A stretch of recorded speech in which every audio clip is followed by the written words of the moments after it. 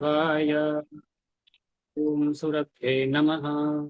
ओम सुरभ्ये नमः। ओम सुरभ्ये नमः। मूकं करोति वाचालं पङ्गुं लङ्घायते गिरिं यत्कृपातमहं वन्दे श्रीगुरुं दीनतारिणं श्रीचैतन्यमीश्वरं परमानन्दमाधवम्। ओम कृष्ण कृष्ण।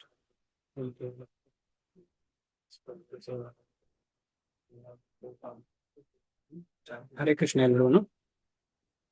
ನಿನ್ನೆ 4ನೇ ಅಧ್ಯಾಯದ 11ನೇ ಮತ್ತು 12ನೇ ಶ್ಲೋಕವನ್ನು ನಾವು ಡಿಸ್ಕಷನ್ ಮಾಡಿದ್ದೇವೆ. 11ನೇ ಶ್ಲೋಕ ಏನ್ ಹೇಳ್ತದೆ ಅಂತ ಹೇಳಿದ್ರೆ, ಯೇ ಯಥಾ ಮಾಂ ಪ್ರಪದ್ಯಂತೆ ತಾಂಸ್ತಥೈವ ಭಜಾಮ್ಯಹಂ ಮಮ ವರ್ತಮಾನುವರ್ತಂತೆ ಮನುಷ್ಯ ಪಾರ್ಥ ಸರ್ವಶಃ. ಅದೇನ್ ಹೇಳ್ತದೆ ಅಂತ ಹೇಳಿದ್ರೆ, ಹೇಗೆ ಯಾರ್ಯಾರು ನನ್ನನ್ನ ಯಾವ ರೀತಿಯಲ್ಲಿ ಭಜನೆ ಮಾಡ್ತಾರೆ, ಯಾವ ರೀತಿಯಲ್ಲಿ ನನ್ನನ್ನು ಸೇವೆ ಮಾಡ್ತಾರೆ, ಅದಕ್ಕೆ ಅನುಗುಣವಾಗಿ ನಾನು ಅವರಿಗೆ ರೆಸಿಪ್ರಿಕೇಟ್ ಮಾಡ್ತೇನೆ, ಅದಕ್ಕೆ ಆದಾನ ಪ್ರದಾನ ಅಥವಾ ಏನೇನು ಬೇಕು ಅದಕ್ಕೆ ಅಕಾರ್ಡಿಂಗ್ಲಿ ಕೊಡ್ತೇನೆ ಅಂತ ಹೇಳಿ ಭಗವಂತ ಹೇಳ್ತಾರೆ. ಅದು ಮಾಡ್ಲಿಕ್ಕೆ ಆಗದವರು ಏನ್ ಮಾಡ್ತಾರೆ, ಭಗವಂತನ ಪರಮೋತ್ತಮ ಅಂತ ಗೊತ್ತಿಲ್ಲ, ಶುದ್ಧ ಇಲ್ಲ ಮನೋಭಾವ, ಭಗವಂತ ಅಲ್ಲ ಅಂತ ಹೇಳಿದವರು ಏನ್ ಮಾಡ್ತಾರೆ, ಬೇರೆ ದೇವತೆಗಳನ್ನ ಪೂಜೆ ಮಾಡ್ತಾರೆ ಅಂತ ಹೇಳಿ 12ನೇ ಶ್ಲೋಕ. ಕಾಂಕ್ಷ ಅಂತ ಯಾಕೆ ಮಾಡ್ತಾರೆ ಅಂತ ಹೇಳಿದ್ರೆ, ಅವರಿಗೆ ಮಟೀರಿಯಲ್ ಸೆನ್ಸ್ ಗ್ರಾಟಿಫಿಕೇಶನ್ಗೆ ಏನೆಲ್ಲ ಬೇಕೋ ಅದು ಬೇಗನೆ ಸಿಗೋದು ಈ ಮುಖಾಂತರ. ಅದಕ್ಕೋಸ್ಕರ ಕಾಂಕ್ಷಂತಹ ಕರ್ಮಣಾಂ ಸಿದ್ಧಿಂ ಯಜಂತ ಇಹ ದೇವತಾ ಕ್ಷಿಪ್ರಂ ಹಿ ಮಾನುಷೇ ಲೋಕೆ ಸಿದ್ಧಿರ್ಭವತಿ ಕರ್ಮಜ. ಕ್ಷಿಪ್ರ ಅಂದ್ರೆ ಬೇಗನೆ ಸಿಗುದು, ಕೂಡಲೇ ಸಿಗ್ತದೆ. ಅದಕ್ಕೋಸ್ಕರ ಎಲ್ರಿಗೂ ಶಾರ್ಟ್ ಬೇಗ ಆಗ್ಬೇಕಿಲ್ಲ. ಏನ್ ಹೇಳ್ತಾರೆ ಅದಕ್ಕೆ, ಶಾರ್ಟ್ ರೂಟ್. ಈಗ ಯಾರಾದ್ರೂ ನಡಿಲಿಕ್ಕಿದ್ರೆ ಇದು ಶಾರ್ಟ್ ಕಟ್ ಹೇಗೆ ಅಂತ ಕೇಳ್ತಾರೆ, ಇಲ್ಲಿಂದ ಅಲ್ಲಿಗೆ ಹೋಗ್ಲಿಕ್ಕೆ ಹೇಗೆ ಶಾರ್ಟ್ ಕಟ್, ನಡಿಲಿಕ್ಕೆ ರೆಡಿ ಇಲ್ಲ, ಶಾರ್ಟ್ ಕಟ್. ನಮ್ಮ ಜೀವನದಲ್ಲಿ ಎಲ್ಲರೂ ಶಾರ್ಟ್ ಕಟ್. ಆದ್ರೆ ನಮ್ಮ ಭಾಗ್ಯ, ನಮ್ಗೆ ಶ್ರೀಲ ಪ್ರಭುಪಾದರು ನಿಜವಾಗಿ ಶಾರ್ಟ್ ಕಟ್ ಕೊಟ್ಟಿದ್ದಾರೆ. ಈ ಪ್ರೊಸೆಸ್ ಯಾವ ಪ್ರೊಸೆಸ್ ಅಂದ್ರೆ, ಈ ಯೋಗದ ಆರೂಢ ಪ್ರೊಸೆಸ್ ಇದೆಯಲ್ಲ, ಯೋಗದ ಲ್ಯಾಡರ್ ಪ್ರೊಸೆಸ್, ಕರ್ಮ ಜ್ಞಾನ ಅಷ್ಟಾಂಗ ಆದ ಮೇಲೆ ಭಕ್ತಿ ಅಂತ ಹೇಳೋ ಪ್ರೊಸೆಸ್ಸೇ ನಮಗೆ. ಆ ಪ್ರೊಸೆಸ್ ಫಾಲೋ ಮಾಡುವ ಅಗತ್ಯವೇ ಇಲ್ಲ, ನಮಗೆ ನೇರವಾಗಿ ಭಗವಂತನ ಭಕ್ತಿ ಮಾಡುವ ಪ್ರೊಸೆಸ್ ಕೊಟ್ಟಿದ್ದಾರೆ. ಆದ ಕಾರಣ ಅದೇ ನಮಗೆ ಕ್ಷಿಪ್ರ. ಅಂತಹ ಕ್ಷಿಪ್ರವಾದ ಒಂದು ಮಾರ್ಗ ನಮಗೆ ಸಿಕ್ಕಿದೆ. ಆ ಮಾರ್ಗವನ್ನ ನಾವು ಚೆನ್ನಾಗಿ ಅಭ್ಯಾಸ ಮಾಡಬೇಕಿದ್ರೆ ಅದಕ್ಕೆ ಒಂದು ಭೂಮಿಕೆ ಬೇಕು. ಆ ಭೂಮಿಕೆ ಏನು, ಯಾರಿಗಾದ್ರೂ ಗೊತ್ತಾ? ಆ ಭೂಮಿಕೆ ಈಗ ಸ್ಟೇಜಲ್ಲಿ ಆಕ್ಟ್ ಮಾಡಬೇಕಿದ್ರೆ ಸ್ಟೇಜ್ ಬೇಕು. ಸ್ಟೇಜ್ ಇಲ್ಲದೆ ಸ್ಟೇಜಲ್ಲಿ ಆಕ್ಟ್ ಮಾಡ್ಲಿಕ್ಕೆ ಆಗ್ತದೆ ಇಲ್ಲ. ಆ ಸ್ಟೇಜ್ ಏನು, ಯಾರಾದ್ರೂ ಹೇಳ್ತೀರಾ? ಭೂಲೋಕ. ಅದು ಕರೆಕ್ಟ್.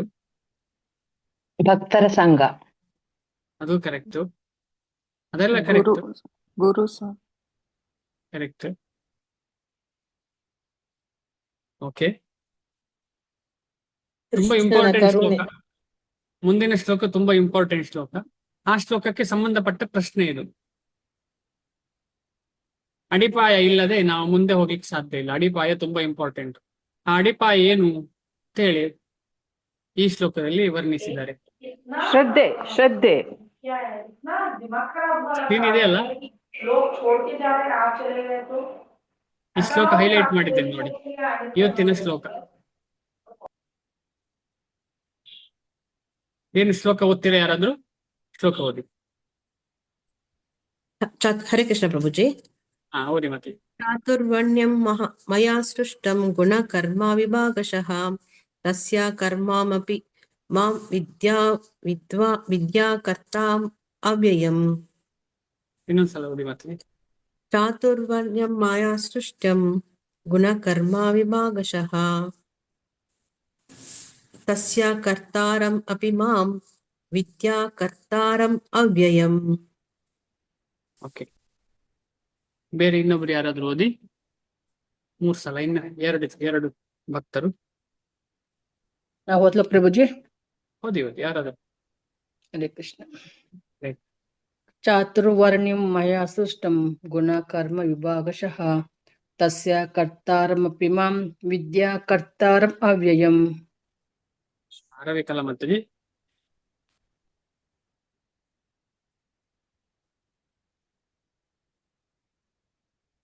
ಚಾತುರ್ವರ್ಣ್ಯಂ ಮಯಾ ಸೃಷ್ಟಂ ಗುಣಕರ್ಮ ವಿಭಾಗಶಃ ತಸ್ಯ ಕರ್ತಾರಂ ಅಪಿ ಮಾಂ ವಿದ್ಯಾಕರ್ತಾರಂ ಕರ್ತಾರಂ ಅವ್ಯಯಂ. ಹರೇ ಕೃಷ್ಣ ಪ್ರಭುಜಿ, ದಂಡವತ್ ಪ್ರಣಾಮ. ಹರೇ ಕೃಷ್ಣ. ಧನ್ಯವಾದ ಪ್ರಣಾಮ. ಚಾತುರ್ವರ್ಣ್ಯಂ.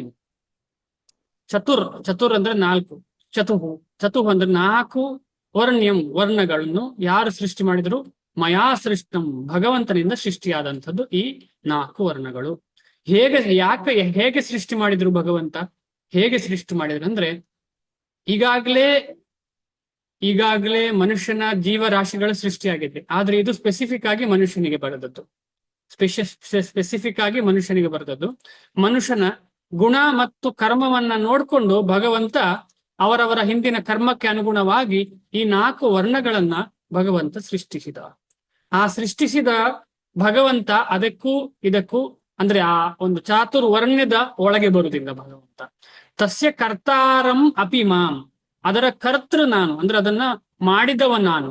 ಆದ್ರೆ ತಿಳ್ಕೋ ಅರ್ಜುನ, ವಿದ್ಧಿ, ಆದ್ರೆ ನಾನು ಅದರ ಒಳಗೆ ಬರುವುದಿಲ್ಲ. ಅಕರ್ತಾರಂ ಅವ್ಯಯಂ, ನಾನು ಅವ್ಯಯನಾದವನು. ನಾನು ಅದಕ್ಕೆ ಕಿಂಚಿತ್ತು ನನಗೆ ಅದರ ಮೇಲೆ ಏನೂ ಇಲ್ಲ. ಆ 4 ವರ್ಣದಲ್ಲಿ ನಾನು ಬರುವುದಿಲ್ಲ. ಆದ್ರೂ ಕೂಡ ಭಗವಂತ ಇಲ್ಲಿ ಬರುವಾಗ, ಲೀಲೆ ಮಾಡುವಾಗ, ಭೌಮ ವೃಂದಾವನದಲ್ಲಿ ಲೀಲೆ ಮಾಡುವಾಗ ಏನಾಗಿದ್ರು ಭಗವಂತ? ಯಾವ ವರ್ಣದಲ್ಲಿ ಇದ್ರು ಭಗವಂತ?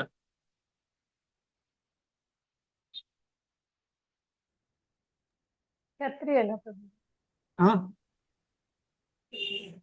ವೈಶ್ಯ. ಸರಿ ಹೇಳಿ, ಯಾವ್ದಾರು ಒಂದು ಹೇಳಿ. ಇಲ್ಲಾಂದ್ರೆ 2 ಹೇಳಿದ್ರೆ 2ಕ್ಕೂ ಉತ್ತರ ಕೊಡಿ. ಕ್ಷತ್ರಿಯ ರಾಜರ ಮಗನಾಗಿ ಹುಟ್ಟಿದ್ರಿಂದ ಕ್ಷತ್ರಿಯನ. ರಾಜನ ಮಗನಾದ ಕಾರಣ ಕ್ಷತ್ರಿಯ ಆಯ್ತು. ಆಮೇಲೆ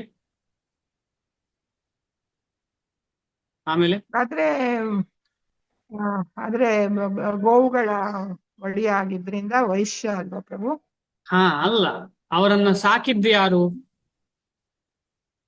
ವೈಶ್ಯರಲ್ಲ. ಸಾಕಿದ್ದು ಯಾರು? ನಂದ ಮಹಾರಾಜ ಮತ್ತು ಯಶೋದ ತಾಯಿ. ಅವರಿಬ್ಬರು ಯಾರು? ವೈಶ್ಯರು. ವೈಶ್ಯರು. ಆದ ಕಾರಣ 2 ಬಿರುದು ಕೃಷ್ಣನಿಗೆ ಒಪ್ಪುತ್ತದೆ. ಯಾಕಂದ್ರೆ ಇಬ್ಬರು ಕೂಡ ತಂದೆ ತಾಯಿಯಂದರು. ಆದ ಕಾರಣ ಅವರು ಕ್ಷತ್ರಿಯರು ಕೂಡ ವೈಶ್ಯರು ಕೂಡ ಅಂತ ಹೇಳಿ ನಾವು ಕಾಣ್ತೇವೆ. ಯಾಕೆ ಹೇಗೆ? ಭಗವಂತನಿಗೆ ಏನಾದ್ರೂ ಉಂಟಾ ವೈಶ್ಯ, ಕ್ಷತ್ರಿಯ, ಶೂದ್ರ ಅಂತ? ಇಲ್ಲ. ಭಗವಂತನಿಗೆ ಅಲ್ಲ, ಭಕ್ತರಿಗೆ ಇಲ್ಲ.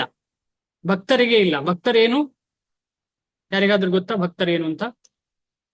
ಚೈತನ್ಯ ಮಹಾಪ್ರಭು ಏನು ಹೇಳ್ತಾರೆ ಭಕ್ತರು ಯಾರು ಅಂತ ಹೇಳಿ? ಬ್ರಾಹ್ಮಣರು. ಭಕ್ತರು ಬ್ರಾಹ್ಮಣರಲ್ಲ. ವೈಷ್ಣವರು. ಅಂದ್ರೆ ಏನು? ವೈಷ್ಣವರಂದ್ರೆ ಏನು ಅರ್ಥ? ವೈಷ್ಣವರು ಈ 4 ವರ್ಣದಲ್ಲಿ ಬರುವುದಿಲ್ಲ. ಮೀರಿದವರು. ಅಂದ್ರೆ ಅದಕ್ಕೆ ಏನ್ ಹೇಳ್ತಾರೆ? ಗೋಪಿ ಭರ್ತೃ ಪದ ಕಮಲಯೋರ್ ದಾಸ ಅನುದಾಸ. ನಾಹಂ ವಿಪ್ರೋ, ನಾನು ಬ್ರಾಹ್ಮಣ ಅಲ್ಲ. ನಚ ನರಪತಿ, ನಾನು ನರಪತಿ ಅಂತ ಹೇಳಿದ್ರೆ ಏನು? ಕ್ಷತ್ರಿಯ, ನಾನು ಕ್ಷತ್ರಿಯನಲ್ಲ. ನಾಹಂ ವಿಪ್ರೋ ನಚ ನರಪತಿರ್ ನಾಪಿ ವೈಶ್ಯೋ ನ ಶೂದ್ರೋ, ನಾನು ವೈಶ್ಯನೂ ಅಲ್ಲ ಶೂದ್ರನೂ ಅಲ್ಲ. ಇದೆಲ್ಲ ನಮ್ಮ ನಿಜವಾಗಿ ಇಂಪಾರ್ಟೆಂಟ್ ಶ್ಲೋಕ ಇದು. ಯಾವುದು? ಈ ಶ್ಲೋಕ, 2 ಶ್ಲೋಕಗಳು ಕೂಡ. ನಾಹಂ ವಿಪ್ರೋ, ನಾನು ಬ್ರಾಹ್ಮಣ ಅಲ್ಲ. ವಿಪ್ರ ಅಂದ್ರೆ ಬ್ರಾಹ್ಮಣ. ನಚ ನರಪತಿ, ನಾನು ರಾಜ ಅಲ್ಲ. ನಾಪಿ ವೈಶ್ಯೋ, ನಾನು ವೈಶ್ಯನಲ್ಲ. ನಾಪಿ ಶೂದ್ರೋ.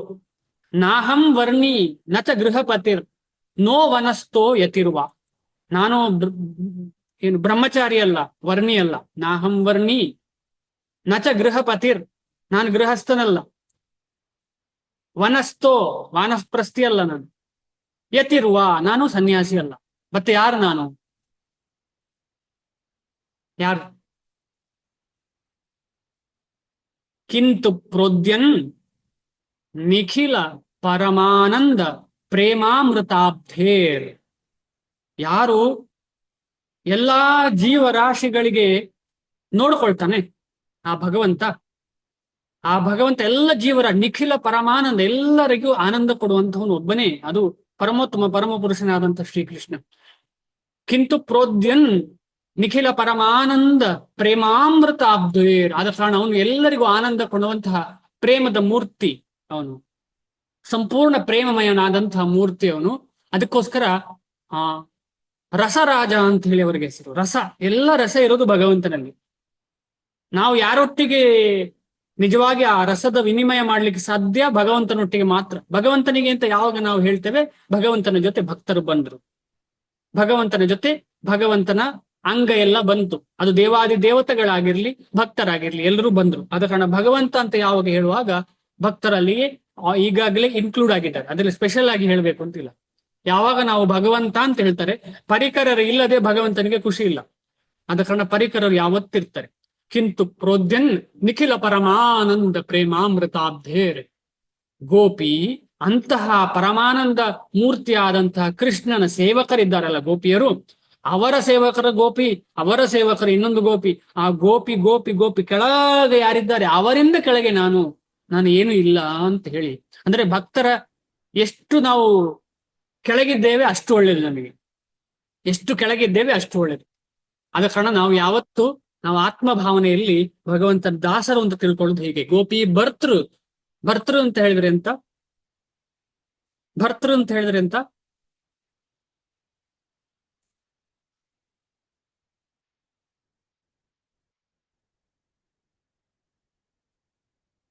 ಗೊತ್ತಿದೆಯಾ? ಸೇವೆ ಮಾಡುವವರಿಗೆ ಭರ್ತೃ ಅಂತ ಹೇಳ್ತಾರೆ. ಅಂದ್ರೆ ಸೇವಕರ ಸೇವಕರ ಸೇವಕರ ಸೇವಕರಕ್ಕೆ ಲಾಸ್ಟ್ ಸೇವಕ ನಾನು. ಗೋಪಿ ಭರ್ತೃ ಪದ ಕಮಲಯೋರ್, ಎಲ್ಲಿ ದಾಸ? ಪದ ಕಮಲ, ಕಾಲಿನ ಕೆಳಗಿರುವಂತಹ ದಾಸ. ನಾವು ಭಕ್ತರ ನಿಜವಾದ ಭಾವನೆ ಅದಿರ್ಬೇಕು. ಗೋಪಿ ಭರ್ತೃ ಪದ ಕಮಲಯೋರ್ ದಾಸ ದಾಸ ಅನುದಾಸ. ಇದು ನಿಜವಾಗಿ ಭಕ್ತನ ಇದು 4ರಲ್ಲಿ ಬರುವುದಿಲ್ಲ ವೈಷ್ಣವ. ಆದ್ರೆ ನಾವು ಯಾರು ವೈಷ್ಣವರಲ್ಲ. ತಿಲಕ ಹಾಕಿದ ತಕ್ಷಣ ವೈಷ್ಣವನಾಗುವುದಿಲ್ಲ. ವೈಷ್ಣವನ ನಡೆನುಡಿ ಏನು ಅಂತ ನಮಗೆ ಈಗಾಗಲೇ ಗೊತ್ತಿದೆ. ಏನು ವೈಷ್ಣವದ ನಡೆನುಡಿ ಏನು? 2ನೇ ಅಧ್ಯಾಯದಲ್ಲಿ ಚೆನ್ನಾಗಿ ಸ್ಥಿತಪ್ರಜ್ಞೆ ಅಂದ್ರೆ ಏನು ಅಂತ ನಾವು ತಿಳ್ಕೊಂಡಿದ್ದೇವೆ. ನಾವು ಅಲ್ಲಿವರೆಗೆ ತಲುಪಲಿಲ್ಲ. ನಾವು ವೈಷ್ಣವರಾಗ್ಲಿಕ್ಕೆ ಪ್ರಯತ್ನ ಪಡುವವರು ಈ 4 ವರ್ಣಗಳಲ್ಲಿ ಬರ್ತೇವೆ. ನಾವು ವೈಷ್ಣವರಾಗ್ಲಿಕ್ಕೆ ಪ್ರಯತ್ನ ಪಡುವವರೆಲ್ಲ ಈ 4 ವರ್ಣಗಳಲ್ಲಿ ಬರ್ತೇವೆ. ನಾವು ಶೂದ್ರರಾಗಿರ್ಬೋದು, ಕ್ಷತ್ರಿಯ, ವೈಶ್ಯ, ಶೂದ್ರ, ಬ್ರಾಹ್ಮಣ ಯಾರಾದ್ರೂ ಆಗಿರ್ಬೋದು. ಎಲ್ಲರಿಗೂ ಭಗವದ್ ಭಕ್ತಿ ಮಾಡ್ಲಿಕ್ಕೆ ಅವಕಾಶ ಇದೆ. ಆದ ಕಾರಣ ಇದು ಭಗವಂತ ಮಾಡಿದಂತಹ ಒಂದು ನಿಯಮ. ಅದರಿಂದ ಮೀರಿ ನಮಗೆ ಹೋಗ್ಲಿಕ್ಕೆ ಸಾಧ್ಯ ಇಲ್ಲ. ಮೀರಿ ಹೋಗುದು ಯಾವಾಗ ಅಂತ ಹೇಳಿದ್ರೆ ಯಾವಾಗ ಭಕ್ತಿ ಪರಾಕಾಷ್ಠೆಗೆ ತಲುಪುವಾಗ. ಇವರು ಹೇಳ್ತಾರೆ, ಯಾರು ಭಕ್ತಿ ವಿನೋದ್ ಠಾಕೂರ್ ಮಹಾಶಯರು ಹೇಳ್ತಾರೆ, ಭಕ್ತಿ ವಿನೋದ್ ಠಾಕೂರ್ ಏನ್ ಹೇಳ್ತಾರೆ, ಯಾವತ್ತಿನವರೆಗೆ ನಮಗೆ ಇಂದ್ರಿಯ ಭೋಗದ ಇಚ್ಛೆ ಇರ್ತದೆ ಅಥವಾ ನಮಗೆ ಇಂದ್ರಿಯ ಆಸಕ್ತಿ ಇರ್ತದೆ, ಅಲ್ಲಿವರೆಗೆ ನಾವು ಈ ಚಾತುರ್ವರ್ಣ್ಯದಲ್ಲೇ ಸ್ಥಿತರಾಗಿರ್ತೇವೆ. ನಾವು ಅದರಿಂದ ಮೇಲೆ ಬರ್ಲಿಕ್ಕೆ ಸಾಧ್ಯ ಇಲ್ಲ. ಈಗ ನಾವು ಯಾರಾದ್ರೂ ಒಬ್ಬರಾದ್ರೂ ಹೇಳ್ಬೋದ ನಾವು ಇಂದ್ರಿಯ ಭೋಗ ಮಾಡುದಿಲ್ಲ ಅಂತ ಹೇಳಿ? ಖಂಡಿತ ಸಾಧ್ಯ ಇಲ್ಲ.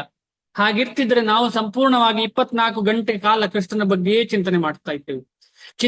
ಕೃಷ್ಣನ ಬಗ್ಗೆ ಮಾಡ್ತಾ ಇಲ್ಲದ ಕಾರಣ ನಾವು ಚಾತುರ್ವರ್ಣ್ಯದಲ್ಲಿ ನೆಲೆಸಿದ್ದೇವೆ. ಅದನ್ನ ಭಗವಂತನೇ ಮಾಡಿದ್ದು, ಆದ್ರೆ ಭಗವಂತ ಅದರ ಒಳಗೆ ಬರುವುದಿಲ್ಲ. ಇದು ಶ್ಲೋಕ. ಶ್ರೀಲ ಪ್ರಭುಪಾದರ ತಾತ್ಪರ್ಯ ಮತ್ತು ಭಾವಾರ್ಥವನ್ನು ಓದೋಣ. ಅನುವಾದ. ಐಹಿಕ ನಿಸರ್ಗದ ಗುಣ ತ್ರಯಗಳಿಗೆ ಅನುಗುಣವಾಗಿ ಮತ್ತು ಅವುಗಳ ಕರ್ಮಗಳಿಗೆ ಅನುಸಾರವಾಗಿ ಮನುಷ್ಯ ಸಮಾಜದ 4 ವರ್ಣಗಳನ್ನು ನಾನು ಸೃಷ್ಟಿಸಿದೆ, ಕೃಷ್ಣ ಸೃಷ್ಟಿಸಿದಾನೆ. ಈ ವ್ಯವಸ್ಥೆಯನ್ನು ನಾನು ಸೃಷ್ಟಿಸಿದ್ದರೂ ನಾನು ಬದಲಾವಣೆ ಇಲ್ಲದವನು ಅಂದ್ರೆ ಅವ್ಯಯನು. ಆದ್ದರಿಂದ ನಾನು ಕರ್ತಾರನಲ್ಲ ಎಂದು ತಿಳಿ. ಯಾಕಂದ್ರೆ ಭಗವಂತ ಇದರ ಒಳಗೆ ಈಗ ಫಾರ್ ಎಕ್ಸಾಂಪಲ್ ಉದಾಹರಣೆಗೆ ಈ ಬ್ರಾಹ್ಮಣ, ಕ್ಷತ್ರಿಯ, ವೈಶ್ಯ, ಶೂದ್ರ ಅಂದ್ರೆ ಬದಲಾವಣೆ ಇದೆ. ಈಗ ಉದಾಹರಣೆ ಏನು ಅಂತ ಹೇಳುವ, ಈಗ 2ನ್ನ ಅರ್ಥ ಮಾಡುವ. ಗುಣ ಮತ್ತು ಕರ್ಮ ಅಂದ್ರೆ ಏನು ಅಂತ ಹೇಳಿ. ಗುಣ ಅಂದ್ರೆ ಏನು? ಗುಣ ಅಂದ್ರೆ ಏನು? ಅದು ನಿತ್ಯವ ಅನಿತ್ಯವ? ಕರ್ಮ ಅಂದ್ರೆ ಏನು? ನಿತ್ಯವ ಅನಿತ್ಯವ? 2 ವಿಚಾರ ಇದೆಯಲ್ಲ ಇಲ್ಲಿ. ನಿತ್ಯ ಅನಿತ್ಯ ಅಂದ್ರೆ ಅರ್ಥ ಆಯ್ತಲ್ಲ. ಗುಣವು ಕರ್ಮ 2ರಲ್ಲಿ ನಾವು ಅರ್ಥ ಮಾಡ್ಲಿಕ್ಕೆ ಪ್ರಯತ್ನ ಪಡುವ. ಗುಣ ಅಂದ್ರೆ ನಿತ್ಯವ ಅನಿತ್ಯವ? ಅನಿತ್ಯ. ಈ ಭೂಮಿಯು ನಿತ್ಯವ ಅನಿತ್ಯವ? ನಿತ್ಯ. ಈ ಭೂಮಿ ನಿತ್ಯವ? ಸಂಶಯ ಆಗ್ತಾ ಉಂಟು. ಪ್ರಕೃತಿಯು ನಿತ್ಯವ? ಭೂಮಿ ಬಿಡಿ, ಪ್ರಕೃತಿಯು ನಿತ್ಯವ ಅನಿತ್ಯವ?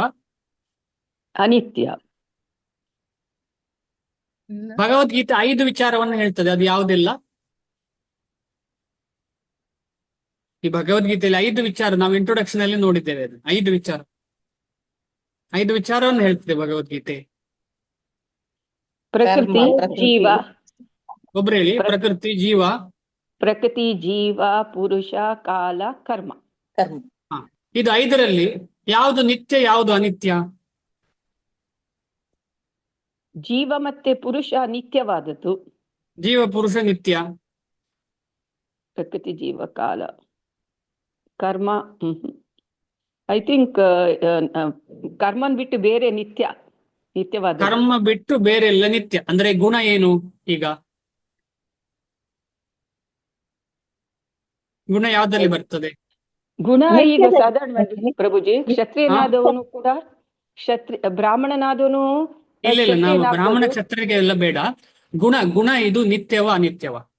ನಿತ್ಯದಲ್ಲಿ ಬರ್ತದೆ. ಎಲ್ಲಿ ಬರ್ತದೆ? ನಿತ್ಯ ಯಾಕೆ ನಿತ್ಯ? ಅದು ಯಾವಾಗ್ಲೂ ಇರ್ತದೆ. ಗುಣ ಚೇಂಜ್ ಆಗುದಿಲ್ಲ. ಇಲ್ಲ ಇಲ್ಲ, ಈ 5ರಲ್ಲಿ ಯಾವ್ದ್ರಲ್ಲಿ ಬರ್ತದೆ?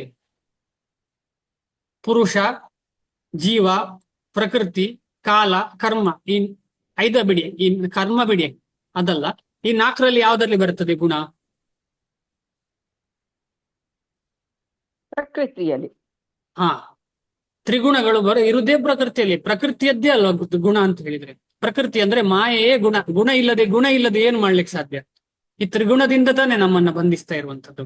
ಈಗ ನಾವು ಹಿಂದೆ ಕೇಳಿದ್ದೇವೆ, ನಾನೇ ಮಾಡೋನು ಅಂತ ತಿಳ್ಕೊಳ್ತೇನೆ, ನಾನು ಮಾಡುದು ಯಾರು? ಈ ತ್ರಿಗುಣಗಳೆಲ್ಲ. ಆ ಶ್ಲೋಕ ನೆನಪಿದೆ ಯಾರಿಗಾದ್ರೂ? ಅಹಂಕಾರ ವಿಮೂಢಾತ್ಮ ಕರ್ತಾಹಂ ಮಿತಿ ಮನ್ಯತೆ ಅಂತ ಹೇಳಿ ನಾವೇನ್ ಅನ್ಕೊಳ್ತೇವೆ, ಇದು ನಾನೇ ಮಾಡಿದ್ದು. ಆದ್ರೆ ಗುಣಗಳ ಆಧೀನದಲ್ಲಿ ನಾನು ಮಾಡ್ತಾ ಇರುವಂತದ್ದು. ಆದ ಕಾರಣ ಈ ಗುಣ ಅಂತ ಹೇಳುವುದು ಪ್ರಕೃತಿ ಅಂತ ಹೇಳಿದ್ರೆ ಟೆಂಪರರಿ, ಆದ್ರೆ ಅದು ಪರ್ಮನೆಂಟ್. ಅಂದ್ರೆ ಟೆಂಪರರಿ ಅಂದ್ರೆ ನಮ್ಗೆ ಶ್ರೀಲ ಪ್ರಭುಪಾದರು ಏನ್ ಹೇಳ್ತಾರೆ, ಮಳೆಗಾಲ ಈಗ ಇಲ್ಲ ಅಂತ ಹೇಳಿದ್ರೆ ಮಳೆಗಾಲ ಇಲ್ವಾ? ಫ್ಲಕ್ಚುಯೇಷನ್ ಇದೆ. ಅಂದ್ರೆ ಗುಣದಲ್ಲಿ ಫ್ಲಕ್ಚುಯೇಷನ್ ಇದೆ, ಕರ್ಮದಲ್ಲಿ ಫ್ಲಕ್ಚುಯೇಷನ್ ಇದೆ. ಸುಖ ದುಃಖ ಗುಣ. ಇರ್ತದೆ ಪ್ರಭು. ಫ್ಲಕ್ಚುಯೇಷನ್ ಇದೆ. ಆದ ಕಾರಣ ಗುಣ ಅಂತ ಹೇಳುವಂಥದ್ದು ನಿತ್ಯ ಆದ್ರೂ ಕೂಡ, ನಿತ್ಯ ಪರ್ಮನೆಂಟ್ ಆದ್ರೂ ಕೂಡ, ಆದ್ರೆ ಮೇಲೆ ಕೇಳಿ ಇದೆ. ಆದ ಕಾರಣ ಅವ್ಯಯನಾದಂತಹ ಭಗವಂತ ಅದರ ಅಧೀನದಲ್ಲಿ ಬರುವುದಿಲ್ಲ. ಭಗವಂತನಿಗೆ ಮೇಲೆ ಕೆಳಗೆ ಆಗುದೇ ಇಲ್ಲ. ಭಗವಂತ ಅವನು ಯಾವತ್ತೂ ಒಂದೇ ಪರ್ಮನೆಂಟ್. ಅದ್ರ ಗುಣ ಹಾಗೆ ಅಲ್ಲ. ಆದ ಕಾರಣ ಗುಣದ ಆಧೀನದಲ್ಲಿ ಭಗವಂತ ಬರುವುದಿಲ್ಲ. ಇನ್ನು ಕರ್ಮದ ವಿಚಾರ ಏನು? ಕರ್ಮದ ವಿಚಾರ ಸಂಪೂರ್ಣವಾಗಿ ಅನಿತ್ಯ. ಅದು ಎಷ್ಟೋ ಜನ್ಮಾಂತರದಿಂದ ಅದು ನಮಗೆ ಹಿಡಿದುಕೊಂಡು ಬಂದಿದೆ. ಆದ ಕಾರಣ ಅದು ನಿತ್ಯ ಅಂತ ಕಾಣ್ತದೆ ನಿಮಗೆ. ಆದ್ರೆ ಇದರ ಬಂಧದಿಂದ ನಾವು ಹೊರಗೆ ಬಂದ್ರೆ ಏನಾಗ್ತದೆ ಅಂತ ಹೇಳಿದ್ರೆ, ನಮಗೆ ಭಗವಂತನ ಕಡೆ ಹೋಗ್ಲಿಕ್ಕೆ ಸಾಧ್ಯ. ಇಲ್ಲದ್ರೆ ಸಾಧ್ಯ ಇಲ್ಲ. ಇದರ ಬಂಧನದಿಂದ ಹೊರಗೆ ಬರ್ಲಿಕ್ಕೆ ಈ ಚಾತುರ್ವರ್ಣ್ಯ ಇರುವಂತದ್ದು. ಅಂದ್ರೆ ಉದ್ದೇಶ ಚಾತುರ್ವರ್ಣ್ಯ ಏನು ಅಂತ ಹೇಳಿದ್ರೆ, ಜೈಲಿನಲ್ಲಿ ಹಾಕಿದವನು ಏನು ಹೊರಗೆ ಬರ್ಲಿಕ್ಕೆ ತಾನೆ ಅವನದ್ದು. ಅವನಿಗೆ ಟ್ರೈನಿಂಗ್ ಯಾಕೆ ಕೊಡುದು ಅದ್ರ ಒಳಗೆ? ಹೇಗಾದ್ರೂ ಅವ ಹೊರಗೆ ಹೋಗ್ಲಿ ಅಂತ. ಎಲ್ಲರೂ ಜೈಲೊಳಗೆ ಸೇರಿದ್ರೆ ಜೈಲಲ್ಲಿ ಜಾಗ ಉಂಟಾ? ಅದೇ ಕಾರಣ ಅದೇ ರೀತಿಯಲ್ಲಿ ಈ ಕರ್ಮದ ವಿಚಾರವೇ ಹಾಗೆ. ಅದರಿಂದ ಹೊರಗೆ ಬರಬೇಕು ಅಂತ ಹೇಳಿದ್ರೆ ಈ ಚಾತುರ್ವರ್ಣ್ಯದಲ್ಲಿ ನೆಲೆಸಿರ್ಬೇಕು. ಇಲ್ಲದಿದ್ರೆ ಈ ಕರ್ಮದಿಂದ ಹೊರಗೆ ಬರ್ಲಿಕ್ಕೆ ಸಾಧ್ಯ ಇಲ್ಲ. ಆದ ಕಾರಣ ಗುಣ ಕರ್ಮ ವಿಭಾಗಶಃ ಇದು 2ರಲ್ಲೂ ಭಗವಂತ ಬರುವುದಿಲ್ಲ. ಯಾಕಂದ್ರೆ ಇದು ಯಾವುದು ನಿತ್ಯ, ಇದು ನಿತ್ಯ ಗುಣ, ಆದ್ರೆ ನಿತ್ಯ ಆದ್ರೂ ಫ್ಲಕ್ಚುಯೇಷನ್ ಇದೆ. ಆದ್ರೆ ಕರ್ಮ ಅನಿತ್ಯ, ಆದ ಕಾರಣ ಭಗವಂತ ಅದರ ಕೆಳಗೆ ಬರ್ಲಿಕ್ಕೆ ಸಾಧ್ಯವಿಲ್ಲ. ಗುಣ ಕರ್ಮ ವಿಭಾಗ ಭಗವಂತ ಮಾಡಿದ್ದು. ಯಾಕೆ ಮಾಡಿದ್ದು ಅಂತ ಹೇಳಿದ್ರೆ, ನಮಗೆ ಟ್ರೈನಿಂಗ್ ಕೊಡ್ಲಿಕ್ಕೆ. ಯಾಕೆ ಟ್ರೈನಿಂಗ್ ಕೊಡುವುದು ಅಂತ ಹೇಳಿದ್ರೆ, ನಮಗೆ ಸತ್ವಗುಣಕ್ಕೆ ಅಂದ್ರೆ ಬ್ರಾಹ್ಮಣನಾಗಬೇಕು, ಅದರ ಮೇಲೆ ಹೋಗ್ಬೇಕು. ನಿಸ್ತ್ರೈಗುಣ್ಯೋ ಭವಾರ್ಜುನ, ಅದಕ್ಕೋಸ್ಕರ ಈ ಚಾತುರ್ವರ್ಣ್ಯ ಇದೆ. ಮುಂದೆ ಹೋಗೋಣ. ಭಾವಾರ್ಥ: ಎಲ್ಲವನ್ನು ಸೃಷ್ಟಿಸಿದವನು ಭಗವಂತ. ಎಲ್ಲವೂ ಅವನಿಂದ ಜನಿಸಿದ್ದು. ಅವನೇ ಎಲ್ಲಕ್ಕೂ ಆಧಾರ. ಮತ್ತು ಪ್ರಳಯದ ನಂತರ ಎಲ್ಲವೂ ಅವನಲ್ಲೇ ಉಳಿಯುತ್ತದೆ. ಅದಕ್ಕೇನ್ ಹೇಳ್ತಾರೆ? ಪ್ರಧಾನ ಅಂತ ಹೇಳ್ತಾರೆ. ಎಲ್ಲ ಸೀಡ್ ಫಾರ್ಮ್ ಆಗಿ ಹೋಗಿ ನಿಲ್ತದೆ. ಎಲ್ಲ ಸೀಡ್ ಫಾರ್ಮ್ ಆಗಿ ಹೋಗ್ತದೆ. ಈಗ ಗಗನ ಏನ್ ಹೇಳ್ತಾರೆ ಅದಕ್ಕೆ? ಗ್ರಹಗಳಿಗೆ ಹೋಗ್ತಾರಲ್ಲ ಫಾಸ್ಟ್, ಅದಕ್ಕೇನ್ ಹೇಳ್ತಾರೆ? ಚಂದ್ರಯಾನ. ಸ್ಯಾಟಲೈಟ್. ಅದರ ಒಳಗೆ ಅವ್ರು ಏನ್ ಆಹಾರ ತಿಂತಾರೆ? ಒಂದು ಮಾತ್ರೆ ಇರ್ತದೆ. ಅದನ್ನೇನು ನೀರಲ್ಲೆಲ್ಲ ಹಾಕಿದ್ರೆ ದೊಡ್ಡದಾಗ್ತದೆ, ಅಥವಾ ಹೊಟ್ಟೆಗೆ ಹಾಕಿದ್ರೆ ದೊಡ್ಡದಾಗ್ತದೆ. ಅಂದ್ರೆ ಸೀಡ್ ಫಾರ್ಮ್ ಅಲ್ಲಿ ಅದು ಭಗವಂತನಲ್ಲಿ ಯಾವತ್ತಿರ್ತದೆ. ಸೀಡ್ ಫಾರ್ಮ್ ಅಲ್ಲಿ. ಪ್ರಳಯದ ನಂತರ ಯಾವುದು? ಪ್ರಕೃತಿ, ಜೀವ, ಕಾಲ, ಇದೆಲ್ಲ ಸೀಡ್ ಫಾರ್ಮ್ ಅಲ್ಲಿ ಇರ್ತದೆ. ಯಾವಾಗ ಬೇಕು ಭಗವಂತನಿಗೆ ಇಚ್ಛೆಗೆ ಅನುಗುಣವಾಗಿ ಅದು ಮ್ಯಾನಿಫೆಸ್ಟ್ ಆಗ್ತದೆ. ಆದುದರಿಂದ ಈಗ ಅದಕ್ಕೆ ಉದಾಹರಣೆ ಏನ್ ಕೊಡ್ತಾರೆ ಅಂತ ಹೇಳಿದ್ರೆ, ಈ ಆಲದ ಮರದ ಬೀಜದಲ್ಲಿ ಆಲದ ಮರ ಇದೆ. ಅದಕ್ಕೆ ಸಮಯ ಸಂದರ್ಭ ಎಲ್ಲ ಸಿಕ್ಕುವಾಗ, ನೀರೆಲ್ಲ ಸಿಗುವಾಗ ಆಲದ ಮರವಾಗಿ ಹೊರಗೆ ಬರುತ್ತದೆ. ಆದುದರಿಂದ ಸಾಮಾಜಿಕ ವ್ಯವಸ್ಥೆಯ 4 ವಿಭಾಗಗಳನ್ನು ಸೃಷ್ಟಿಸಿದವನು ಅವನೇ. ಅಂದರೆ ಈ ಚಾತುರ್ವರ್ಣ್ಯಗಳು ನಿತ್ಯ. ನಿತ್ಯ ಅಂದ್ರೆ ಉಂಟು, ಅದು ಒರಿಜಿನಲ್ ಆಗಿ ಉಂಟು. ಈಗ ನಮಗೆ ಅದು ಅದು ಬಾಡಿಲಿ ಅಂತ ಹೇಳಿದ್ರು ಕೂಡ ಈ ಬಾಡಿ ಇರುವವರೆಗೆ ಅದು ಅಗತ್ಯ. ಅದಕ್ಕೋಸ್ಕರ ಚೈತನ್ಯ ಮಹಾಪ್ರಭುಗಳು ಸನ್ಯಾಸಿ ಸ್ವೀಕರಿಸಿದ್ರು, ಶ್ರೀಲ ಪ್ರಭುಪಾದರು ಸನ್ಯಾಸಿ ಸ್ವೀಕರಿಸಿದ್ರು. ಏನ್ ಮಾಡಿದ್ರು? ಆಮೇಲೆ ಅವರು ಬ್ರಾಹ್ಮಣವಾಗಿ ಯಾರು ಶ್ರೀಲ ಪ್ರಭುಪಾದರು ಶುದ್ಧ ಭಕ್ತರು, ಆದ್ರೆ ಅವರು ವೈಶ್ಯರಾಗಿ ಕಾರ್ಯನಿರ್ವಹಣೆ ಮಾಡಿದ್ರು. ಅವರಿಗೆ ಅಗತ್ಯ ಇತ್ತ? ಇಲ್ಲ. ಆದ್ರೆ ಜನರಿಗೆ ಮಾರ್ಗದರ್ಶನಕ್ಕೋಸ್ಕರ ಹೀಗೆಲ್ಲ ಮಾಡಿದ್ದಾರೆ. ಯಾಕೆ ಮಾಡಿದ್ದಾರೆ ಅಂತ ಹೇಳಿದ್ರೆ ಅದನ್ನು ತೋರಿಸಿಕೊಡ್ಲಿಕ್ಕೆ ಇದೆಲ್ಲ ಬೇಕೇ ಬೇಕು ಅಂತ. ಆದುದರಿಂದ ಸಾಮಾಜಿಕ ವ್ಯವಸ್ಥೆಯ 4 ವಿಭಾಗಗಳನ್ನು ಸೃಷ್ಟಿಸಿದವನು ಅವನೇ. ಬುದ್ಧಿಶಾಲಿಗಳ ವರ್ಗವಾದ ಮೊದಲ ವಿಭಾಗವನ್ನು ಪಾರಿಭಾಷಿಕವಾಗಿ ಬ್ರಾಹ್ಮಣರು ಎಂದು ಕರೆಯಲಾಗಿದೆ. ಸತ್ವಗುಣ. ಇವರು ಸಾತ್ವಿಕ ಗುಣದವರಾದುದರಿಂದ ಈ ಹೆಸರು.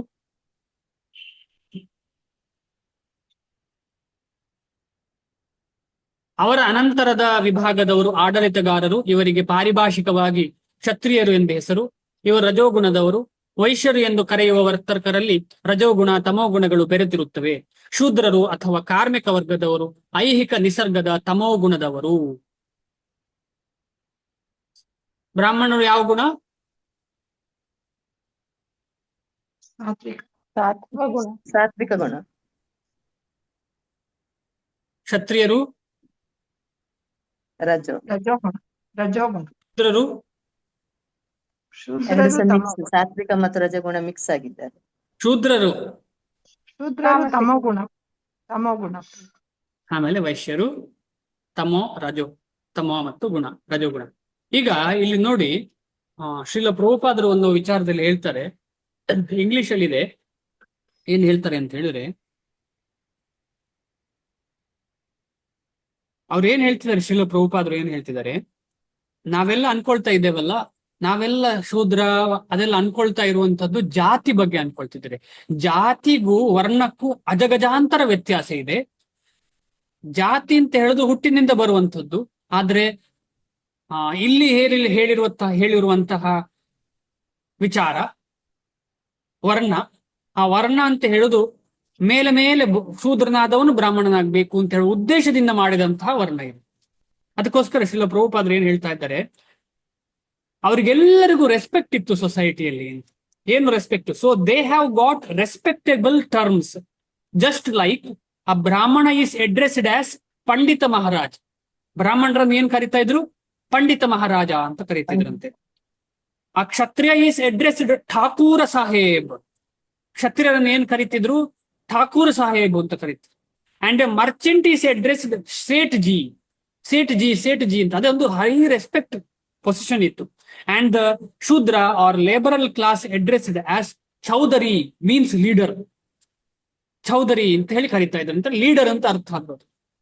ಈಗ ಏನಾಗಿದೆ ಅಂದ್ರೆ, ಅದು ಕ್ರಮೇಣವಾಗಿ ಯಾವುದೋ ಒಂದು ವರ್ಗದವರು ಅದನ್ನ ಶೋಷಣೆ ಮಾಡ್ಲಿಕ್ಕೆ ಶುರು ಮಾಡಿ ಏನಾಗಿದೆ ಅಂದ್ರೆ ಅದಕ್ಕೆ ಒಂದು ಕಳಂಕ ಆಗಿದೆ. ಮುಂದೆ ಹೋಗೋಣ. ಆದರೆ ಕೃಷ್ಣನು ಬದ್ಧಜೀವಿಯಲ್ಲ ಕೃಷ್ಣ. ಏಕೆಂದರೆ ಮನುಷ್ಯರು ತಮೋಗುಣದವರು. ಇಲ್ಲಿ ಮನುಷ್ಯ ಸಮಾಜದಲ್ಲಿ ಈ 4 ವಿಭಾಗಗಳನ್ನು ಸೃಷ್ಟಿಸಿದರೂ ಶ್ರೀಕೃಷ್ಣನು ಇವುಗಳಲ್ಲಿ ಯಾವ ವಿಭಾಗಕ್ಕೂ ಸೇರಿದವನಲ್ಲ. ಏಕೆಂದರೆ ಮನುಷ್ಯರು ಸಮಾಜದಲ್ಲಿ ಬದ್ಧ ಜೀವಿಗಳು ಒಂದು ಭಾಗವಾಗಿದ್ದಾರೆ. ಏಕೆಂದರೆ ಮನುಷ್ಯರು ಸಮಾಜದಲ್ಲಿ ಬದ್ಧ ಜೀವಿಗಳ ಒಂದು ಭಾಗವಾಗಿದ್ದಾರೆ. ಅಂದ್ರೆ ಏನರ್ಥ?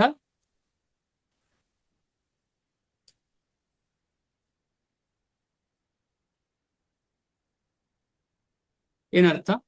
ಏಕೆಂದರೆ ಮನುಷ್ಯರು ಸಮಾಜದಲ್ಲಿ ಬದ್ಧ ಜೀವಿಗಳ ಒಂದು ಭಾಗವಾಗಿದ್ದಾರೆ. ಅಂದ್ರೆ ಪ್ರಾಣಿಗಳ ತರ ನಾವೂನು ಬದ್ಧ ಜೀವಿಗಳಲ್ಲಿ ಒಂದು ಭಾಗನ ಪ್ರಭು. ಅಂದ್ರೆ ಸಮಾಜದಲ್ಲಿ ಇರುವುದೆಲ್ಲ ಬದ್ಧ ಜೀವಿಗಳು, ಅದರಲ್ಲಿ ಪ್ರಾಣಿಗಳು, ಪಕ್ಷಿಗಳು, ಮರಗಳು ಎಲ್ಲವೂ ಸೇರಿವೆ. ಅದರಲ್ಲಿ ಮನುಷ್ಯರು ಕೂಡ ಒಂದು. ನೀವು ಹೇಳಿದ್ದು ಕರೆಕ್ಟ್ ಮಾತಾಜಿ. ಆದ್ರೆ ಎಲ್ಲ ಜೀವರಾಶಿಗಳು ಮನುಷ್ಯರಂತೂ ಎಲ್ಲ ಜೀವರಾಶಿಗಳಿಗಿಂತ ಮೇಲೆ, ಆದ್ರೂ ಕೂಡ ಅವರನ್ನು ಕೂಡ ಬದ್ಧರು ಅಂತ ಇಲ್ಲಿ ಹೇಳ್ತಾ ಇದ್ದಾರೆ. ಆದರೆ ಕೃಷ್ಣನು ಬದ್ಧ ಜೀವಿಯಲ್ಲ. ಅಂದ್ರೆ ನಾವು ಇಲ್ಲಿ ಬರುವಾಗ ನಮಗೆ ತ್ರಿಗುಣಗಳ ಬಂಧನ ಇರ್ತದೆ. ಭಗವಂತ ಬರುವಾಗ ತ್ರಿಗುಣಗಳ ಬಂಧನ ಇರುವುದಿಲ್ಲ. ತ್ರಿಗುಣಗಳನ್ನ ಸೃಷ್ಟಿಸಿದ್ದೇ ಭಗವಂತ. ಮನುಷ್ಯ ಸಮಾಜವು ಬೇರೆ ಯಾವುದೇ ಪ್ರಾಣಿ ಸಮಾಜದಂತೆಯೇ ಇದೆ. ಆದರೆ ಮನುಷ್ಯನನ್ನು ಪ್ರಾಣಿಗಳ ಅಂತಸ್ತಿನಿಂದ ಮೇಲಕ್ಕೆತ್ತಲು ಕೃಷ್ಣ ಪ್ರಜ್ಞೆಯ ವ್ಯವಸ್ಥಿತ ಬೆಳವಣಿಗೆಗಾಗಿ ಭಗವಂತನು ಮೇಲೆ ಹೇಳಿದ ವಿಭಾಗಗಳನ್ನು ಸೃಷ್ಟಿಸಿದೆ. ತುಂಬಾ ಇಂಪಾರ್ಟೆಂಟ್, ತುಂಬಾ ಇಂಪಾರ್ಟೆಂಟ್. ಈಗ ನಾವೆಲ್ಲ ಅನ್ಕೊಳ್ತೇವೆ ನಾವು ಈಗಾಗಲೇ ಕೃಷ್ಣ ಪ್ರಜ್ಞೆಯಲ್ಲಿ ಇದ್ದೇವೆ. ಈಗ ಅರ್ಥ ಮಾಡ್ಕೊಳ್ಬೇಕು, ಆಹಾರ ನಿದ್ರಾ ಭಯಮೈಥುನಶ್ಚ ಅದು ನಾವು ಮಾಡ್ತಾ ಇಲ್ವಾ? ಮಾಡ್ತಾ ಇದ್ದೇವೆ. ಅದರಲ್ಲಿ ನಮಗೆ ಕೃಷ್ಣ ಪ್ರಜ್ಞೆ ಇದೆಯಾ? ಇಲ್ಲ. ನಿದ್ದೆ ಮಾಡುವಾಗ ಎಷ್ಟು ನಾವು ಕೃಷ್ಣನ ಬಗ್ಗೆ ಯೋಚನೆ ಮಾಡ್ತೇವೆ? ಗೊತ್ತಿಲ್ಲ. ಯಾವಾಗಲೂ ಇದ್ದೇವಾ? ಒಂದು ದಿವಸ ಮಾಡ್ತಾ ಇದ್ದೇವೆ, ಒಂದು ದಿವಸ ಸ್ಮರಣೆ ಮಾಡ್ತೇವೆ, ಮರು ದಿವಸ ಮಾಡಿದ್ದೇವಾ? ಪ್ರಶ್ನೆ. ಆಹಾರ ಪ್ರಸಾದ ಸೇವನೆ ಮಾಡುವ ಯಾವತ್ತು ಪ್ರಸಾದ ಬಿಟ್ರೆ ಬೇರೆ ಏನೂ ತಿನ್ನುವುದಿಲ್ವಾ? ಆಮೇಲೆ ಪ್ರಸಾದ ತಗೊಳ್ಳುವಾಗ ನಾನು ಅದನ್ನ ಎಂಜಾಯ್ ಮಾಡುವುದಿಲ್ಲ, ಅದು ಕೃಷ್ಣ ಅವನೇ ನನ್ನನ್ನು ಎಂಜಾಯ್ ಮಾಡ್ತಿದ್ದೀನಿ ಅಂತ ಭಾವನೆ ಇದೆಯಾ? ಈಗ ನಾನು ಪ್ರಸಾದ ತಗೊಳ್ಳುವಾಗ ತುಂಬಾ ಟೇಸ್ಟ್ ಆಗ್ತಾ ಉಂಟು ಅಂತ ಹೇಳಿದ್ರೆ ನನಗೂ ಸ್ವಲ್ಪ ತೃಪ್ತಿ ಬೇಕು, ಅದು ತೊಂದರೆ ಇಲ್ಲ, ಅದೊಂದು ಮೆಟ್ಟಿಲ್ಲ ಅಷ್ಟೇ. ಆದ್ರೆ ಆ ಲೆವೆಲಲ್ಲಿ ಇದ್ದೇನಾ ನಾನು? ಎಲ್ಲಿ ಶುದ್ಧ ಭಕ್ತಿಯ ಲೆವೆಲಲ್ಲಿ ಇದ್ದೇನಾ? ಇಲ್ಲ. ಆಹಾರ ನಿದ್ರಾ ಭಯ ಇಲ್ಲದೆ ಇದ್ದೇವ ನಾವು. ಕೃಷ್ಣನೇ ನನ್ನನ್ನು ಕಾಪಾಡುವುದು, ಬೇರೆ ಯಾರು ನನ್ನನ್ನು ಕಾಪಾಡುವುದಿಲ್ಲ, ನನಗೇನು ಭಯ ಇಲ್ಲ ಎಂಬ ಮನಸ್ಥಿತಿ ಇದೆಯಾ ನನಗೆ? ಎಷ್ಟೇ ಆದ್ರೂ ಕೂಡ ಇಲ್ಲ. ಆದ ಕಾರಣ ನಾವು ಮೇಲೆ ಹೇಳಿರತಕ್ಕಂತಹ ವಿಭಾಗಗಳಲ್ಲಿ ಒಂದಾಗಿ ನಾವು ಜೀವನ ಮಾಡಲೇಬೇಕು ಅಂತ ಹೇಳ್ತಿದ್ದಾರೆ ಕೃಷ್ಣ. ಆದರೆ ಮನುಷ್ಯನನ್ನು ಪ್ರಾಣಿಗಳ ಅಂತಸ್ತಿನಿಂದ ಮೇಲಕ್ಕೆತ್ತಲು, ನನ್ನನ್ನ ಪ್ರಾಣಿಗಳ ಅಂತಸ್ತು ಅಂದ್ರೆ ಆಹಾರ ನಿದ್ರಾ ಭಯ ಮೈಥುನವನ್ನ ನಾವು ಅದರಿಂದ ಮೇಲೆ ಎತ್ತಲಿಕ್ಕೋಸ್ಕರ ಕೃಷ್ಣ ಪ್ರಜ್ಞೆಯ ವ್ಯವಸ್ಥಿತ ಬೆಳವಣಿಗೆಗಾಗಿ ಈ 4 ವಿಭಾಗಗಳು ಯಾಕೆ? ಕೃಷ್ಣ ಪ್ರಜ್ಞೆಯ ವ್ಯವಸ್ಥಿತ ಬೆಳವಣಿಗೆಗಾಗಿ ಭಗವಂತನು ಮೇಲೆ ಹೇಳಿದ ವಿಭಾಗಗಳನ್ನು ಸೃಷ್ಟಿಸಿದ. ಯಾಕೆ 4 ವರ್ಣಗಳನ್ನು ಭಗವಂತ ಸೃಷ್ಟಿಸಿದ ಅಂತ ಹೇಳಿದ್ರೆ ಇದು ನಮಗೆ ಗೊತ್ತಿರಬೇಕು. ಇದು ಉತ್ತರ ಅದಕ್ಕೆ. ಇದರ ಅಗತ್ಯವೇ ಇಲ್ಲ ಸೃಷ್ಟಿಸುವುದು. ಯಾವುದೇ ಮನುಷ್ಯನಿಗೆ ಕರ್ಮದ ವಿಷಯದಲ್ಲಿ ಇರುವ ಪ್ರವೃತ್ತಿಯು ಅವನು ಗಳಿಸಿಕೊಂಡ ಐಹಿಕ ಪ್ರಕೃತಿಯ ಗುಣಗಳನ್ನು ಅವಲಂಬಿಸುತ್ತದೆ. ಐಹಿಕ ಪ್ರಕೃತಿಯ ಬೇರೆ ಬೇರೆ ಗುಣಗಳಿಗೆ ಅನುಸಾರವಾಗಿ ಬದುಕಿನ ಲಕ್ಷಣಗಳನ್ನು ಈ ಗ್ರಂಥದ 18ನೆಯ ಅಧ್ಯಾಯದಲ್ಲಿ ವರ್ಣಿಸಿದೆ. ಅಂದ್ರೆ ಗುಣತ್ರಯ ವಿಭಾಗ ಯೋಗದಲ್ಲಿ ಒಬ್ಬೊಬ್ಬನ ಗುಣಕ್ಕೆ ಅನುಗುಣವಾಗಿ ಹೇಗೆ ಅವನ ಬಿಹೇವಿಯರ್ ಇರ್ತದೆ, ಹೇಗೆ ಅವನು ಊಟ ಮಾಡ್ತಾನೆ.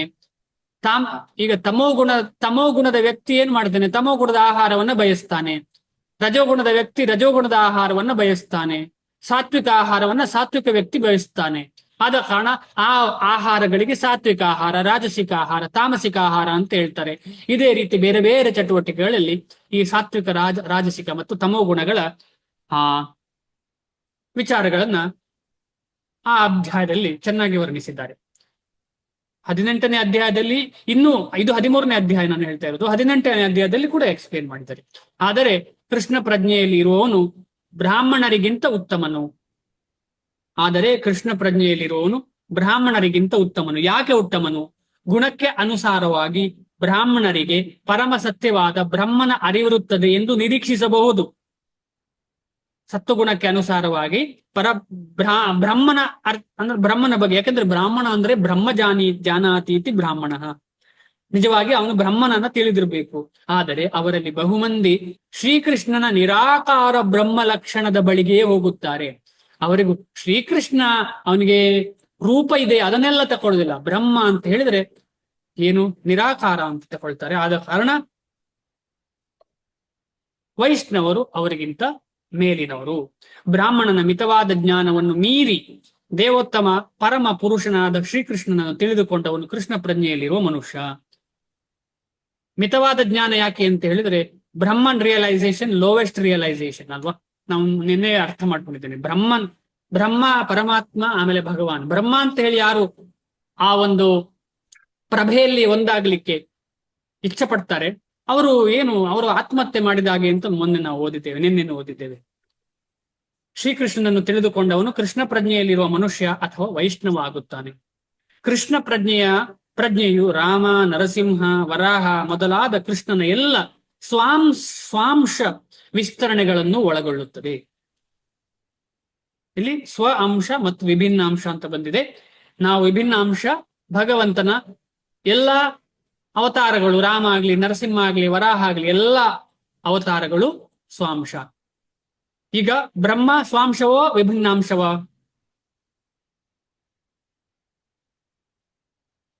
ಈ ಕೊಮದ ನಂತರ ಯಾರನ್ನ ಹಾಕ್ಬೋದು? ಬ್ರಹ್ಮ ಅಂತ ಹಾಕ್ಬೋದು. ಇಲ್ಲಿ ಕೃಷ್ಣ ಪ್ರಜ್ಞೆಯು ರಾಮ, ಬ್ರಹ್ಮ ಹಾಕುದಾ?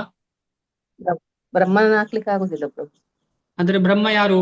ಅಂದ್ರೆ ಬ್ರಹ್ಮ ಇದೆ ಸ್ವಾಂಶವ ವಿಭಿನ್ನಾಂಶವ? ವಿಭಿನ್ನ ಅವರಿಗೆ ಸಮ ಹಾ ಅವರಿಗೆ ಸಮಾಧಾನವಿದೆ. ಕರೆಕ್ಟ್. ಭಗವಂತನ ಸ್ವ ಅಂಶವ ಬ್ರಹ್ಮ ಅಲ್ಲ ವಿಭಿನ್ನಾಂಶವ ಬ್ರಹ್ಮ, ಅಥವಾ ಇಂದ್ರ, ವಿಭಿನ್ನಾಂಶ ಅಥವಾ ಸೂರ್ಯ. ವಿಭಿನ್ನಾಂಶ. ಅವರೆಲ್ಲ ವಿಭಿನ್ನಾಂಶ ವಿಭಿನ್ನ. ನಿನ್ನೆ ಓದಿದ್ದೇವೆ ನಾವು, ಅದಕ್ಕೋಸ್ಕರ ನಮ್ಮ ಹಾಗೆ ವಿಭಿನ್ನಾಂಶ.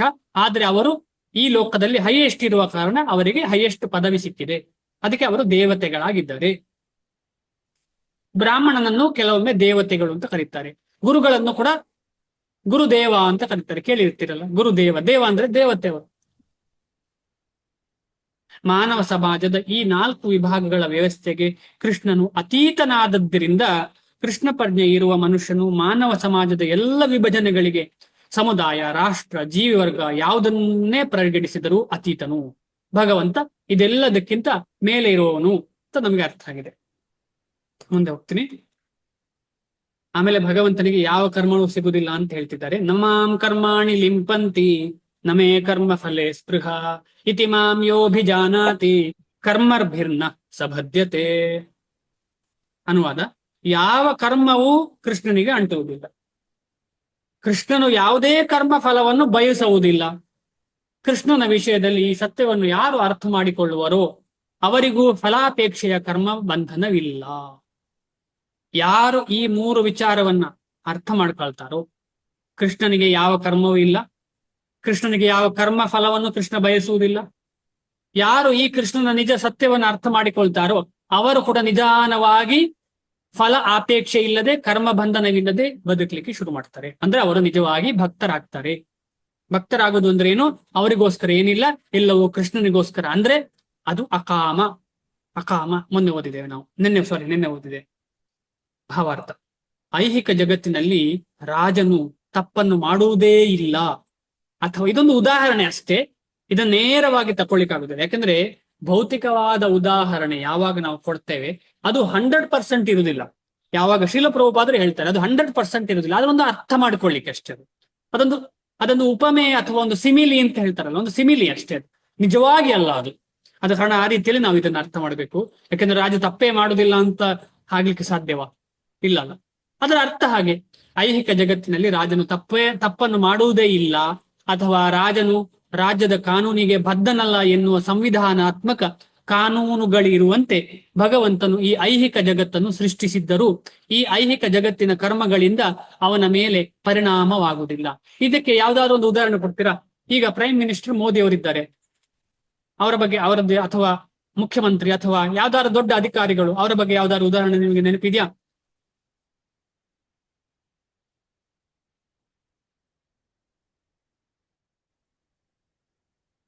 ಇದರ ಬಗ್ಗೆ ಏನಾದ್ರೂ ಚಿಂತನೆ? ಬೆಂಗಳೂರಿನಲ್ಲಿರುವವರಿಗೆ ಗೊತ್ತುಂಟು, ಮಂಗಳೂರಿನವರಿರುವವರಿಗೂ ಗೊತ್ತಿರಬಹುದು, ತುಂಬಾ ಟ್ರಾಫಿಕ್ ಇರುವವರಿಗಂತೂ ಗೊತ್ತುಂಟು. ತುಂಬಾ ಟ್ರಾಫಿಕ್ ಇರುವವರಿಗೆ ಖಂಡಿತ ಗೊತ್ತುಂಟು. ಈಗ ಯಾವುದೋ ಒಂದು ಸರ್ಕಾರ ಅವರ ಮತದಾನದ ಸಂದರ್ಭದಲ್ಲಿ, ಮತದಾನ ಇದು ಪದವಿಯಲ್ಲಿ ಇಲ್ಲದೆ ಇರುವ ಸಂದರ್ಭ ಅಂತ ಇಟ್ಟುಕೊಳ್ಳುವ ಬೇಕಿದೆ, ಆಯ್ತಾ? ಪದವಿಯಲ್ಲಿ ಇರುವಾಗ, ಪದವಿಯಲ್ಲಿ ಇಲ್ಲದಿರುವಾಗ ಅವರು ಬರುವಾಗ ಅವರಿಗೆ ರೋಡ್ ಫುಲ್ ಫ್ರೀ ಮಾಡಿ ಕೊಡುದಿಲ್ವ? ಎಲ್ಲರೂ ನಿಲ್ಲಿಸಿ ರೂಲ್ಸ್ ಅಂಡ್ ರೆಗ್ಯುಲೇಷನ್ ಉಂಟಾ? ರೂಲ್ಸ್ ರೆಗ್ಯುಲೇಷನ್ ಉಂಟಾ? ಇಲ್ಲವೇ ಇಲ್ಲ. ಇದನ್ನೇ ಹೇಳ್ತಾ ಇರುವಂತದ್ದು. ಈ ರೀತಿ ಅವರೇ ರೂಲ್ಸ್ ಅಂಡ್ ರೆಗ್ಯುಲೇಷನ್ ಮಾಡುದು ಅಂತ ಅರ್ಥ ಅದ್ರ. ಅಂದ್ರೆ ಅವರು ಬರುವಾಗ ಎಲ್ಲ ರೂಲ್ಸ್ ರೆಗ್ಯುಲೇಷನ್ ಸೆಕೆಂಡರಿ. ಈ ಒಂದು ಸಿಂಪಲ್ ಉದಾಹರಣೆ ನಮ್ಮ ಮರ್ತ್ಯ ಈ ಭೌತಿಕ ಲೋಕದಲ್ಲಿ ನಡೆಯುವಂತ ಒಂದು ಚಿಕ್ಕ ಉದಾಹರಣೆಯನ್ನ ಅರ್ಥ ಮಾಡ್ಕೊಳ್ಬಹುದು ನಾವು. ನಮ್ಮ ಭಕ್ತರಲ್ಲೂ ಇದು ನಡೀತಾ ಇರ್ತದೆ. ನಾನು ಸೀನಿಯರ್ ಡಿವೋಟಿ ಅಂತ ಹೇಳಿ ಅದು ಮಡಿಬಾರ್ದು, ಅದ್ರ ನಡೀತಾ ಇರ್ತದೆ. ನಾನು ಸೀನಿಯರ್ ಡಿವೋಟಿ, ನಾನು ಜಪ ಬೆಳಿಗ್ಗೆ ಆಗಿದೆ, ನಂದು ಆಗಿರೋದಿಲ್ಲ ಆದ್ರೆ ಬೆಳಿಗ್ಗೆ ಆಗಿದೆ ಅಂತ ಹೇಳಿದ್ರೆ ಆಗ್ತದಾ? ಇಲ್ಲ. ನಮಗೆ ಭಕ್ತಿಯಲ್ಲಿ ಹಾಗೆ ಅದು ಮಾಡಬಾರದು ಅಂತ ಇದು ಸೂಚನೆ. ಈ ಐಹಿಕ ಜಗತ್ತಿನ ಕರ್ಮಗಳಿಂದ ಅವನ ಮೇಲೆ ಪರಿಣಾಮವಾಗುವುದಿಲ್ಲ. ಅವನು ವಿಶ್ವವನ್ನು ಸೃಷ್ಟಿ ಮಾಡುತ್ತಾನೆ, ಆದರೆ ಅದರಿಂದ ದೂರವಿರುತ್ತಾನೆ. ಗೋಲೋಕ ಏವ ನಿವಸತಿ ಅಖಿಲಾತ್ಮ ಭೂತೋ. ಯಾವತ್ತು ಗೋಲೋಕದಲ್ಲೇ ಇರುವುದು ಯಾರು? ಅಖಿಲಾತ್ಮ ಭೂತನಾದಂತ ಭಗವಂತ. ಯಾರು ಇಲ್ಲಿ ಬರುವಂತವರು? ಪರಮಾತ್ಮ. ಯಾರು ಇಲ್ಲಿ ಬರುವಂತದ್ದು? ಬ್ರಹ್ಮನ್. ಬ್ರಹ್ಮನ್ ಪರಮಾತ್ಮ ಬರಬಹುದು, ಆದರೆ ಪರಮೋತ್ತಮ ಪರಮಪುರುಷ ಯಾವತ್ತು ಗೋಲೋಕ ವೃಂದಾವನದಲ್ಲೇ ಇರ್ತಾನೆ. ಜೀವಿಗಳಿಗೆ ಭೌತಿಕ ಸಂಪನ್ಮೂಲಗಳ ಮೇಲೆ ಪ್ರಭುತ್ವವನ್ನು ನಡೆಸುವ ಪ್ರವೃತ್ತಿ ಇದೆ. ಜೀವಿಗಳಿಗೆ ಭೌತಿಕ ಸಂಪನ್ಮೂಲಗಳ ಮೇಲೆ ಪ್ರಭುತ್ವವನ್ನು ನಡೆಸುವ ಪ್ರವೃತ್ತಿ ಇದೆ. ಇದೇ ಪ್ರಾಬ್ಲಮ್ ನಮಗೆ. ನಮ್ಮ ಪ್ರಾಬ್ಲಮ್ ಏನು ಅಂತ ಹೇಳಿದ್ರೆ, ಎಲ್ಲರನ್ನ ಪ್ರಭುತ್ವ ನಡೆಸೋದು. ನಮ್ಮ ಮನೆಯಲ್ಲಿರೋ ಯಾರನ್ನ ವ್ಯಕ್ತಿಗಳಾಗ್ಲಿ ಅಥವಾ ಯಾವ್ದಾದ್ರು ವಸ್ತು ಆಗ್ಲಿ, ನಾವು ಎಲ್ಲದರ ಮೇಲೆ ಹತೋಟಿ ತಕೊಳ್ಳಿಕ್ಕೆ ಪ್ರಯತ್ನ ಪಡ್ತೇವೆ. ಯಾರಾದ್ರೂ ಒಬ್ಬರಿದ್ದೇವ ನಾವು ಹತೋಟಿ ಬಯಸದವರು? ಯಾರಾದ್ರೂ ಒಬ್ಬರಿದ್ದಾವ? ಯಾರು ಇಲ್ಲ. ಯಾಕೆಂತ ಹೇಳಿದ್ರೆ ನಾವೆಲ್ಲರೂ ಒಂದಲ್ಲ ಒಂದು ದೃಷ್ಟಿಯಿಂದ ಯಾರನ್ನಾದ್ರೂ ಹತೋಟಿಗೆ ಬರ್ಲಿಕ್ಕೆ ಟ್ರೈ ಮಾಡ್ತೇವೆ, ಹತೋಟಿಗೆ ತರ್ಲಿಕ್ಕೆ ಟ್ರೈ ಮಾಡ್ತೇವೆ. ಅದು ಭಯಂಕರ ಡೇಂಜರಸ್ ಸಿಚುವೇಶನ್ ನಮಗೆ. ಆ ಹತೋಟಿಗೆ ನಾವು ಇನ್ನೊಬ್ಬರನ್ನು ತರಲಿಕ್ಕೆ ಪ್ರಯತ್ನ ಪಡೋದ್ರೆ ಯಾವಾಗಿನವರೆಗೆ ಇರ್ತದೆ, ಅಲ್ಲಿಯವರೆಗೆ ನಾವು ಏನಾಗ್ಲಿಕ್ಕೆ ಸಾಧ್ಯ ಇಲ್ಲ, ಕೃಷ್ಣನ ಭಕ್ತರಾಗ್ಲಿಕ್ಕೆ ಸಾಧ್ಯ ಇಲ್ಲ. ಯಾಕೆಂದ್ರೆ ಕೃಷ್ಣ ಭಕ್ತ ಆಗ್ಬೇಕಿದ್ರೆ ಗೋಪಿ ಭರ್ತೃಪದ ಕಮಲಯೋರ್ ದಾಸ ದಾಸ ದಾಸಾನುದಾಸ, ಇದು ಒಪೋಸಿಟ್. ಪ್ರಭುತ್ವವನ್ನ ಇಷ್ಟಪಡುವವರಿಗೂ ದಾಸರಿಗೂ ವ್ಯತ್ಯಾಸ ಇಲ್ಲ. ಅದು opposite direction. Right side last, ಇದು left side down, full opposite direction. ಆದ ಕಾರಣದ ಭಕ್ತರಾದವರು ಪ್ರಕೃತಿಯ ಮೇಲೆ ಪ್ರಭುತ್ವವನ್ನ ಸಾರಲಿಕ್ಕೆ ಪ್ರಯತ್ನ ಪಡಬಾರದು. ನಾವು ಆ ಪ್ರಕೃತಿಯನ್ನ ಭಗವಂತನ ಸೇವೆಗೆ ಮುಡಿಪಾಗಿಟ್ಟಿಸ್ಬೇಕು. ಪ್ರತಿಯೊಂದು ವ್ಯಕ್ತಿಯನ್ನ, ವಸ್ತುವನ್ನ ಭಗವಂತನ ಸೇವೆಗೆ ಮುಡಿಪಾಗಿ ಇಟ್ಟುಕೊಳ್ಳಿಕ್ಕೆ ಪ್ರಯತ್ನ ಪಡಬೇಕು. ಆಗಲೇ ನಾವು ಭಕ್ತರಾಗ್ಲಿಕ್ಕೆ ಸಾಧ್ಯ. ಯಾವತ್ತೂ ನಾವು ಭೌತಿಕ ಸಂಪನ್ಮೂಲಗಳ ಮೇಲೆ ಪ್ರಭುತ್ವವನ್ನ ಸಾಧಿಸ್ಲಿಕ್ಕೆ ಪ್ರಯತ್ನ ಪಡಬಾರ್ದು. ಈಗ ನಾವೆಲ್ಲ ಇಷ್ಟು ಡೆವಲಪ್ಮೆಂಟ್ ಅಂತ ಹೇಳ್ತಿದ್ದೇವಲ್ಲ, ಇದೆಲ್ಲ ಇದರದ್ದೇ ಬೇರೆ ಬೇರೆ ವಿಧಾನಗಳು. ಯಾವುದು? ಪ್ರಭುತ್ವ, ಭೌತಿಕ ಪ್ರಭುತ್ವದ ಬೇರೆ ಬೇರೆ ಮ್ಯಾನಿಪುಲೇಷನ್. ಭೌತಿಕ ಭಗವಂತ 4 ವರ್ಣ 4 ಆಶ್ರಮಗಳನ್ನು ಕೊಟ್ಟು ಈ ರೀತಿಯಲ್ಲಿ ಜೀವನ ಮಾಡಬೇಕು ಅಂತ ಹೇಳಿದ್ದಾರೆ. ಆದ್ರೆ ನಾವೆಲ್ಲ ಏನ್ ಮಾಡ್ತಿದ್ದೇವೆ? ನಮಗೆ ಬೇಕಾದ ಹಾಗೆ ಪ್ರಕೃತಿಯ ಮೇಲೆ ಪ್ರಭುತ್ವವನ್ನ ಸಾಧಿಸಿದ್ದೇವೆ. ಆದುದರಿಂದ ಅವರು ಐಹಿಕ ಕರ್ಮಗಳ ಫಲಗಳಲ್ಲಿ ಸಿಕ್ಕಿಕೊಳ್ಳುತ್ತಾರೆ. ಕಲಿಯುಗದಲ್ಲಿ ಅಂತೂ ಇದು ಭಯಂಕರ ಸ್ಟ್ರಾಂಗ್ ಇದೆ, ಗೊತ್ತೇ ಇಲ್ಲ. ನಾವು ಉದಾಹರಣೆಗೆ ನಮ್ಗೆ ಚಿಕ್ಕದಿಂದಲೇ ಬ್ರಷ್ ಮಾಡ್ಲಿಕ್ಕೆ ಕಲಿಸಿದ್ದಾರೆ. ಬ್ರಷ್ ಮಾಡು ಅಂತ, ಟೂತ್ ಬ್ರಷ್, ಪ್ಲಾಸ್ಟಿಕ್ನ ಬ್ರಷ್ ಮಾಡು ಅಂತ ಹೇಳಿ. ಅದರಲ್ಲಿ ಸಹ ಕರ್ಮ ಬರ್ತದೆ ಅಂತ ಹೇಳಿ ನಾವು ಯೋಚನೆ ಮಾಡಿದ್ದೇವ? ನಮಗೆ ಗೊತ್ತಾ? ಯಾರಿಗಾದ್ರೂ ಹೇಳ್ಬೋದಾ? ಒಂದು ಚಿಕ್ಕ ಉದಾಹರಣೆ. ನಾವು ಚಿಕ್ಕದಿರಲಿ ನಾವು ಮಾಡಿದ್ದ ಅದು ಅಲ್ಲ, ಆದ್ರೆ ಅಪ್ಪನೋ ಅಮ್ಮನೋ ಯಾರೋ ಬ್ರಷ್ ತಗೊಂಡ್ಬಂದು, ಇದು ಬ್ರಷ್ ಮಾಡಪ್ಪ, ಚೆನ್ನಾಗಿ ಬ್ರಷ್ ಮಾಡು, ಕ್ಲೀನ್ ಆಗ್ಬೇಕು, ನೀನೇ ಇಂಡಿಪೆಂಡೆಂಟ್ ಆಗಿ ಬ್ರಷ್ ಮಾಡು ಅಂತ ಹೇಳಿ ನಮ್ಗೆ ಟ್ರೈನಿಂಗ್ ಕೊಟ್ಟಿದ್ದಾರೆ. ಇದರಿಂದ ಕರ್ಮ ಸಿಗ್ತದಾ ಇಲ್ವಾ?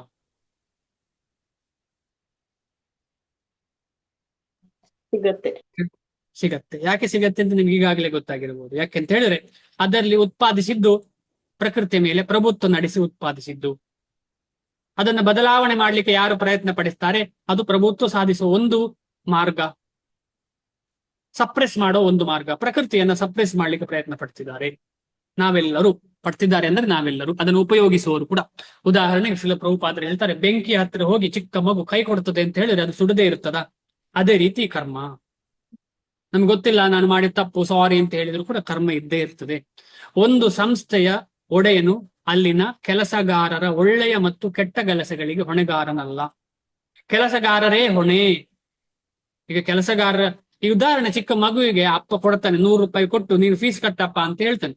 ಆದ್ರೆ ಅವನು ಹೋಗ್ತಾ ಇದ್ದಾನೆ, ಅವನಿಗೇನು ಏನೋ ತಿನ್ಬೇಕು ಅಂತ ಅನ್ನಿಸ್ತದೆ, ಅಥವಾ ಏನೋ ಕೆಟ್ಟದ್ದು ಮಾಡ್ತಾ ಇದ್ದಾರೆ ಅದನ್ನ ನೋಡಿ ಆಸಕ್ತಿ ಬರ್ತದೆ, ಅದೇನೋ ಮಾಡ್ಲಿಕ್ಕೆ ಹೋಗ್ತಾನವ. ಸಿಗರೇಟ್ ಎಳೆಯುವುದಾ ಅಥವಾ ಐಸ್ ಕ್ರೀಮ್ ತಿನ್ನುವುದಾ, ಈ ರೀತಿಯಲ್ಲಿ ಹೋಗ್ತಾ ಇದ್ದಾನೆ. ಅಂದ್ರೆ ಆ ಹಣವನ್ನ ಖರ್ಚು ಮಾಡ್ತಾನೆ. ಅದರದ್ದು ರೆಸ್ಪಾನ್ಸಿಬಿಲಿಟಿ ಯಾರ್ದು? ಅಪ್ಪಂದ ಆಗ್ತದ? ಅಪ್ಪನ ಕೈ ಕೆಳಗೆ ಇಲ್ಲ. ಅಪ್ಪಂದ ಆಗ್ತದೆ. ಯಾವಾಗ ಆಗ್ತದೆ? ಅಪ್ಪ ನೇರವಾಗಿ ಕೊಡ್ಬೇಕಾಗಿತ್ತು, ಇವನಲ್ಲಿ ಕೊಟ್ಟದ್ದೇ ತಪ್ಪು. ಕೆಲಸಗಾರರೇ ಅದೇ ರೀತಿಯಲ್ಲಿ ಭಗವಂತ ಮಾಡಿದ್ದು. ನಮ್ಮ ಮೂರ್ಖರು ನಾವು, ನಮ್ಮ ಮೂರ್ಖತೆಯನ್ನ ಭಗವಂತ ಆಕ್ಸೆಪ್ಟ್ ಮಾಡ್ತೀವಿ. ಯಾಕಂದ್ರೆ ಆ ಫ್ರೀ ವಿಲ್ ಕೊಟ್ಟಿದ್ದಾರೆ. ಅಷ್ಟು ಪ್ರೀತಿ ಇದ್ದ ಕಾರಣ, ಮಗನ ಮೇಲೆ ಪ್ರೀತಿ ಇದ್ದ ಕಾರಣ ಮಗ ಕೊಡ್ತಾನೆ ಅಂತ ಹೇಳುವ ನಂಬಿಕೆ ಇತ್ತು. ಆ ನಂಬಿಕೆ ಅರ್ಹರಲ್ಲ ನಾವು. ಕೆಲಸಗಾರರೇ ಹೊಣೆ. ಜೀವಿಗಳು ತಮ್ಮ ತಮ್ಮ ಇಂದ್ರಿಯ ತೃಪ್ತಿಯ ಕಾರ್ಯಗಳಲ್ಲಿ ತೊಡಗಿರುತ್ತಾರೆ. ಈ ಕಾರ್ಯಗಳನ್ನು ಭಗವಂತನು ವಿಧಿಸಲಿಲ್ಲ. ಇಂದ್ರಿಯ ಭೋಗವನ್ನು ಬೆಳೆಸಿಕೊಳ್ಳಲು ಜೀವಿಗಳು ಈ ಜಗತ್ತಿನ ಕರ್ಮದಲ್ಲಿ ತೊಡಗುತ್ತಾರೆ. ಯಾಕೆ ಈ ಜಗತ್ತಿನಲ್ಲಿ ಕರ್ಮದಲ್ಲಿ ತೊಡಗಿಕೊಳ್ಳುವುದು? ಇಂದ್ರಿಯ ಭೋಗಗಳನ್ನು ಬೆಳೆಸಿಕೊಳ್ಳಿಕ್ಕೆ. ನಾವೆಲ್ಲ ಒಂದೊಂದು ಕೆಲಸ ಮಾಡ್ತಿದ್ದೇವೆ ಅಂದ್ರೆ ನಮ್ಮ ಹೃದಯದಲ್ಲಿ ಇಂದ್ರಿಯ ಭೋಗ ಖಂಡಿತವಾಗಿದೆ. ಭಗವಂತನಿಗೆ ಅಲ್ಲದೆ ಬೇರೆ ಏನೆಲ್ಲ ಕೆಲಸ ಮಾಡ್ತಿದ್ದೇವೆ ಅಂದ್ರೆ ನಾವು ಇಂದ್ರಿಯ ಭೋಗ ನಮ್ಮ ಹೃದಯದಲ್ಲಿ ಇದೆ, ಅದರಲ್ಲಿ ಏನೂ ಸಂಶಯ ಇಲ್ಲ. ಸಾವಿನ ಅನಂತರ ಸ್ವರ್ಗ ಸುಖ ಬೇಕೆಂದು ಆಸೆ ಪಡುತ್ತಾರೆ. ಸ್ವಯಂ ಪೂರ್ಣನಾದ ಭಗವಂತನಿಗೆ ಸ್ವರ್ಗ ಸುಖದ ಆಸೆ ಇಲ್ಲ. ಒಂದು ಉದಾಹರಣೆ, ಯಾರಾದ್ರೂ ಹೇಳಿದ್ರೆ ನೀವು ವೃಂದಾವನ ಅಥವಾ ಎಲ್ಲಿಯಾದ್ರೂ ಹೋದ್ರೆ ಅಲ್ಲಿ ಹೋಗಿ ಸತ್ರೆ ನಿಮಗೆ ಭಗವಂತನ ಧಾಮಕ್ಕೆ ಮರಳ್ತೀರಿ ನೀವು ಅಂತ ಹೇಳಿದ್ರೆ ಪ್ರಶ್ನೆ ಅಲ್ವೇ? ಪ್ರಶ್ನೆ ಅಲ್ವೇ? ಬೇರೆಲ್ಲ ಅನಾಚಾರ ಮಾಡಿದ್ದಿ, ಸಾವಿನ ಸಮಯಕ್ಕೆ ಅಲ್ಲಿ ಹೋಗ್ತಿ, ಆಮೇಲೆ ವೃಂದಾವನ ವಾಸ ಆಗ್ತದ ನಿನಗೆ? ಆಗ್ತದ ಇಲ್ಲೋ ನಮಗೆ ಬೇಡ. ಆದ್ರೆ ಆ ಒಂದು ಮನಸ್ಥಿತಿ ಇದೆಯಲ್ಲ, ಅದು ತಪ್ಪು. ಎಲ್ಲ ತಪ್ಪು ಮಾಡ್ತೇನೆ, ಆಮೇಲೆ ವೃಂದಾವನಕ್ಕೆ ಹೋಗಿ ಸಾಯ್ತೇನೆ ಅಂತ ಹೇಳುದು ತಪ್ಪು. ಅಥವಾ ಈ ರೀತಿಯ ಧಾಮಗಳಿಗೆ ಹೋಗಿ ಸಾಯ್ತೇನೆ ಅಂತ ಹೇಳುದು ತಪ್ಪು. ಸ್ವಯಂ ಅಂತಹ ಸ್ವರ್ಗ ಸುಖ ಅಥವಾ ಭಗವಂತನ ಧಾಮಕ್ಕೆ ನಾನು ಏನು ಸಾಧನೆ ಮಾಡಬೇಕು ಅಂತ ಹೇಳಿ ಹಿಂದಿನ ಶ್ಲೋಕದಲ್ಲಿ ನಾವು ಓದಿದ್ದೇವೆ. ಏನು ಮಾಡಬೇಕು? ಪೂತ ಜ್ಞಾನ ತಪಸ ಅಲ್ವಾ? ಬಹವೋ ಜ್ಞಾನ ತಪಸ ಪೂತ. ಶುದ್ಧರಾಗ್ತಾರೆ. ಹೇಗೆ ಶುದ್ಧರಾಗುವುದು? ಜ್ಞಾನ ಮತ್ತು ತಪಸ್ಸಿಂದ. ಆ ಜ್ಞಾನ ಮತ್ತು ತಪಸ್ಸು ಅಂತ ಹೇಳಿದ್ರೆ ಸಾಧನೆ. ಆ ಸಾಧನೆ ಮಾಡದೆ, ಇಡೀ ಜೀವನದಲ್ಲಿ ಸಾಧನೆ ಮಾಡದೆ ಕೊನೆಯ ಗಳಿಗೆಯಲ್ಲಿ ನಾನು ಹರೇ ಕೃಷ್ಣ ಮಹಾಮಂತ್ರ ಜಪ ಮಾಡ್ತೇನೆ ಅಂತ ಹೇಳಿದ್ರೆ ಅದು ಸಾಧ್ಯವೇ ಇಲ್ಲ. ಬೆರಳೆಣಿಕೆಯ ವ್ಯಕ್ತಿಗಳಿಗೆ ಆಗಿರ್ಬೋದು, ಅದನ್ನು ಉದಾಹರಣೆಯಾಗಿ ತಕೊಳ್ಳಿಕ್ಕೆ ಸಾಧ್ಯ ಇಲ್ಲ. ಸ್ವರ್ಗದ ದೇವತೆಗಳು ಅವನು ನೇಮಿಸಿಕೊಂಡ ಸೇವಕರು ಅಷ್ಟೇ. ಕಾರ್ಮಿಕರು ಬಯಸುವ ಕೆಳಮಟ್ಟದ ಸುಖವನ್ನು ಯಜಮಾನನು ಬಯಸುವುದಿಲ್ಲ. ಅವನು ಭೌತಿಕ ಕ್ರಿಯೆಗಳು ಮತ್ತು ಪ್ರಕ್ರಿಯೆಗಳಿಂದ ದೂರವಾಗಿರುತ್ತಾನೆ. ಇದು ತುಂಬಾ ಸುಲಭ ಅರ್ಥ ಆಗ್ತದೆ. ನಮ್ಮ ಮನೆಯಲ್ಲಿರುವ ಕೆಲಸದವರು ತಿನ್ನುವ ಆಹಾರ ನಾವು ತಿನ್ನುವುದಿಲ್ಲ. ಈಗ ಮುಂಚಿನ ಕಾಲದಲ್ಲಿ ನೋಡಿ ಏನ್ ಮಾಡ್ತಿದ್ರು ಅಂದ್ರೆ, ಕೆಲಸಗಾರರಿಗೆ ಏನ್ ಕೊಡ್ತಿದ್ರು? ನಿನ್ನೆ ತಂಗಳನ್ನ ಕೊಡ್ತಾ ಇದ್ರು. ನಾನ್ ತಿನ್ನುವುದಿಲ್ಲ, ಅವರಿಗೆ ತಂಗಳನ್ನ. ಹೀಗೆ ಮಾಡಬಾರ್ದು, ಬಟ್ ಇದಕ್ಕೆ ಉದಾಹರಣೆ ಕೊಡ್ತಾ ಇದ್ದಾರೆ. ಹಾಗೆ ಮಾಡ್ಬೇಕು ಅಂತ ಹೇಳ್ತಾ ಇಲ್ಲ ಇಲ್ಲಿ, ಉದಾಹರಣೆ. ಈ ರೀತಿಯಲ್ಲಿ ಭಗವಂತನಿಗೆ ಕೂಡ ಹಾಗೆ ಅವನು ಭೌತಿಕ ಕ್ರಿಯೆಗಳು ಮತ್ತು ಇದಕ್ಕೋಸ್ಕರವೇ ಈಶಾವಾಸಿ ಉಪನಿಷತ್ನಲ್ಲಿ ಇದೆ, ತೇನ ತ್ಯಕ್ತೇನ ಭುಂಜಿತ. ಭಗವಂತ ನನಗೆ ಏನು ಬೇಡ ಅಂತ ಬಿಟ್ಟದ್ದು ನಾವು ತಗೊಳ್ತಾ ಇರುವಂತದ್ದು. ತೇನ ತ್ಯಕ್ತ ಅಂದ್ರೆ ಏನು? ಬಿಟ್ಟದ್ದನ್ನ. ಈ ಭೂಮಿ ಅಂತ ಹೇಳಿದ್ರೆ ಭಗವಂತನಿಗೆ ಅಗತ್ಯ ಇಲ್ಲದ ವಿಚಾರ, ಅವರಿಗೆ ಇಷ್ಟವೇ ಇಲ್ಲದ ವಿಚಾರ. ಇದು ಯಾಕಾದ್ರೂ ಸೃಷ್ಟಿಸಿದ್ನೋ? ನಮಗೆ ಈಗ ಹೇಗೆ ಜೈಲು ಇದೆ ಅದೇ ತರ. ಈಗ ಭಾರತದಲ್ಲಿ ಒಂದು ಜೈಲು ಇದೆ, ನಮ್ಗೆ ಯಾರಿಗಾದ್ರೂ ಇಷ್ಟ ಇದೆಯಾ ಜೈಲು ಇರಬೇಕು ಅಂತೇಳಿ? ಆದ್ರೆ ಬೇಕು, ಇಲ್ಲದಿದ್ರೆ ಹೇಗೆ ತಪ್ಪು ಮಾಡಿದವರಿಗೆ ಶಿಕ್ಷೆ ಸಿಗ್ತದೆ? ಅದೇ ರೀತಿಯಲ್ಲಿ ಆದ್ರೆ ನಾವೆಲ್ಲ ಒಳ್ಳೆಯವರಾಗೋಲಿಕ್ಕೆ ಬಯಸುವವರು ಈ ಜೈಲು, ಈ ನಿಯಮ ಎಲ್ಲ ಅಗತ್ಯ ಇಲ್ಲ. ಎಲ್ಲರೂ ಒಳ್ಳೆ ರೀತಿಯಲ್ಲಿ ಬದುಕೋಣ, ಒಳ್ಳೆ ನಿಯಮಿತವಾದ ಜೀವನ ನಡೆಸೋಣ ಅಂತ ಆಸೆ ಇರ್ತದೆ. ಅದಕ್ಕೆ ರಾಮರಾಜ್ಯ ಅಂತ ಹೇಳುವಂಥದ್ದು. ಅದೇ ರೀತಿಯಲ್ಲಿ ಭಗವಂತನಿಗೆ ಈ ಭೌತಿಕ ಪ್ರಪಂಚದ ಅಗತ್ಯವೇ ಇಲ್ಲ. ಅವನು ಭೌತಿಕ ಕ್ರಿಯೆಗಳು ಮತ್ತು ಪ್ರತಿಕ್ರಿಯೆಗಳಿಂದ ದೂರವಾಗಿರುತ್ತಾನೆ. ಉದಾಹರಣೆಗೆ, ಮಳೆಯಿಲ್ಲದೆ ಸಸ್ಯಗಳು ಬೆಳೆಯುವುದು ಸಾಧ್ಯವಿಲ್ಲ. ಆದರೂ ಭೂಮಿಯಲ್ಲಿ ಕಾಣಿಸಿಕೊಳ್ಳುವ ಬೇರೆ ಬೇರೆ ಬಗೆಯ ಸಸ್ಯಗಳ ಹೊಣೆ ಮಳೆಯದಲ್ಲ. ಸಸ್ಯಗಳು ಮಳೆಯ ಮೇಲೆ ಡಿಪೆಂಡ್ ಆಗಿದೆ, ಮಳೆ ಸಸ್ಯದ ಮೇಲೆ ಡಿಪೆಂಡ್ ಆಗಿಲ್ಲ.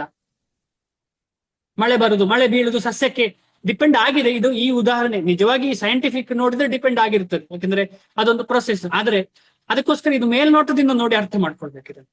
ಈ ವಾಸ್ತವ ಅಂಶವನ್ನು ವೈದಿಕ ಸ್ಮೃತಿಯು ಹೀಗೆ ದೃಢಪಡಿಸುತ್ತದೆ.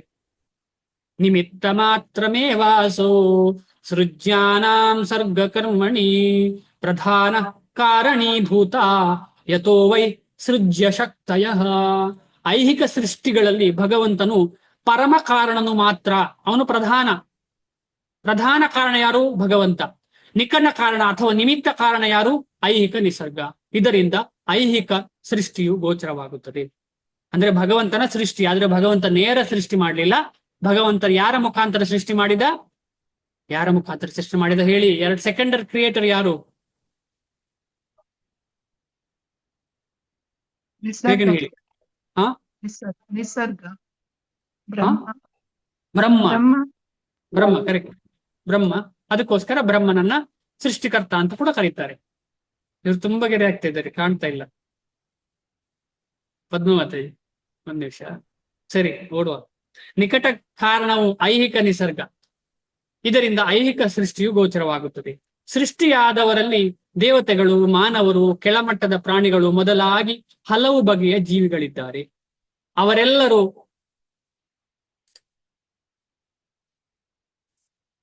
ಮಗು ಉಂಟಾ ಅಂತ ಚಿಕ್ಕ.